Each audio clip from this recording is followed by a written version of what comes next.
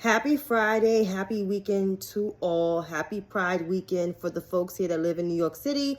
Welcome to another weekend review. Of course, I am pre-recording this. It's not going to be long. Hopefully, it's less than 5 minutes.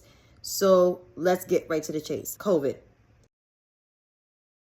Now, you know the numbers are increasing, even though we're not in a danger zone anymore, but it's still a threat and it's still dangerous, right? The virus is still deadly. So please, I encourage you all to get vaccinated if you have not get vaccinated yet, and wear your mask in large crowds and in closed spaces.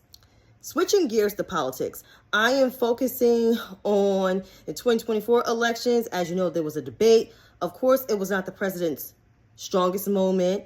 He looked frail. He looked tired. Of course, he had a respiratory infection and he was sick. Keep in mind, he did come off the G Summit. Not making no excuses, but that's the full honesty. He didn't speak as clear versus the convicted felon who actually spoke clear, who's not even that much younger than him. And everybody's having a freak out, especially the white Democrats. Y'all, messages for y'all later on.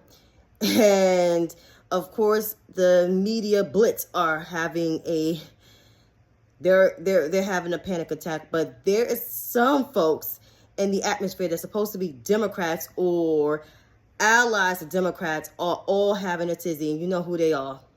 And there's one particular person from The View, well, actually two, who said they need to step down, but there's one in particular that keeps coming after the president's age and stamina, but you're not voting for the Democratic ticket.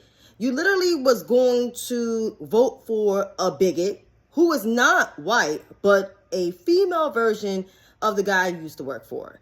So, like I said, my foot is always going to be on her neck, and it's going to be on her neck constantly. So you got a problem with it, you know, you don't have to say anything in my mentions. You don't even have to follow me because I said what I said. And lastly, this message is for the majority of white liberals, white-leaning liberals, white moderates. This message is for y'all. We all know the president's old. We all know he doesn't talk like he used to, smoothly like he used to. We know he is not, spry like he used to. But this man is not losing his mind, and he's telling the truth, and he's very coherent versus the convicted felon, right? Versus him. So if you guys plan to sit out this election or stay on your couch or vote for the guy who has a horrible voice more than the president and even the bum, it tells me everything I need to know about y'all. So y'all really need to think about what's at stake, because it's democracy versus autocracy.